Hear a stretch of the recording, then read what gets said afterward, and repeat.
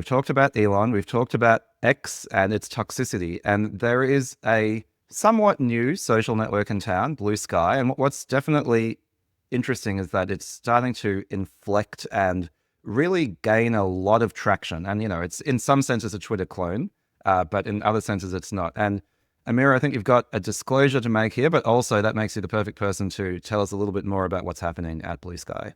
Yeah, so I'm a two-time investor in Bluesky. I invested in the first round and in the second round, and I love the team. They're awesome, and they're actually the what you call the Twitter clone is actually a much healthier version of a public conversation. I've spent time with them in the last few weeks and deep dive into their understanding, and I think the protocol is what is important. So give me 2 minutes to geek out. Absolutely. When you move from T-Mobile to Vodafone, you keep your phone number, you keep your contact list, you keep your phone, your actual phone. Why is that? That's because you have a protocol that you can move all the things from yourself. You own them. When you move from Facebook to Twitter, you don't do anything. You don't keep your login, you don't keep your followership, you don't keep your content, you don't keep your moderation. That is broken. That team has deeply understood that we have a broken social system, that the ownership of content, the ownership of moderation, the ownership of everything that is social has not been our ownership, but has been the Zuckerbergs and the Elon's ownership. They owned us instead of us owning the content that we created.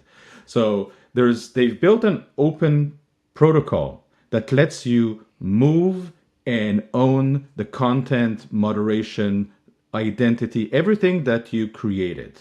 And they created a reference implementation called the Bluesky app. And that Bluesky app blew up, which is amazing. But the vision is that we're going to have the Bluesky app, and then we're going to have the Instagram Bluesky app, and then we're going to have the YouTube Bluesky app, and all of them are going to be part of a network. And that network, we're going to own the content as users. We're going to own the moderation. We're going to own the curation. No more like algorithm that tells us what to eat and what to feed, like a feed. So I think there's a fundamental difference in the way Bluesky looks at the world that is very, very refreshing and hopefully will be a lot more valuable to customers. End of geeky speech. I had a question. I'm on Bluesky at Cheryl Lazar. Follow me. I feel like this could be helpful. Maybe this is on other people's minds. I know this is all built on the AT protocol. I did a video. Oh my God, this is becoming a joke. So do you do videos? If someone does a video version of Bluesky, I know there's already been something called like Skylight, and I'm trying to get into the beta just to check it out, do a demo. But I know other companies are going to pop up. Is Bluesky planning to expand those platforms, or is that kind of not in their plan, and it'll probably be other companies you think that launch those things? It's going to look, in my view, a lot like your iPhone. Okay. You have core applications on your iPhone, but you get a lot of the value from Spotify. You get a lot of the value from Audible. So there's going to be third-party apps and first-party apps collaborating in a way that will delight customers. That's the end goal. The end goal is a network of first-party and third-party applications, multiple companies enjoying the app protocol while creating something that is like unique, because now you can log in between all these apps in one. You can move your content from one app to the other, which you can't today. Yeah. You can move your moderation. The way they're thinking about moderation is really smart, because I say Shira is my moderator. She knows all the assholes in the world. She collects them in a list, and that's my moderation list. She's an asshole Yeah. collector. She's an asshole collector. She knows who I don't want to see in my in my social. Now I move to another app in the network. I already have that set up. I don't need to reset all my moderation preferences. And maybe monetization is the same. I can move from one app to the other, and I always own my content. So I think there's a lot of value if we have an open network of first-party and third-party applications, just like you have on your phone, just like you have on your Mac. In many cases, platform play is very, very valuable. Yeah. Just one question from me, Amira. I know that Bluesky's recently hit some milestones, 30 million users, 1 billion messages. is it reaching that tipping point as a viable town square? I think one of the things that the Twitter of old was famous for is, being the place where breaking news happened, where, the thought leaders had really deep discussions. Like, are we starting to see that? Is there news that is now being broken on Blue Sky above anywhere else? I think so, because in the last few weeks, a few journalists have done an analysis of how their links are performing on Blue Sky versus Twitter versus other social networks.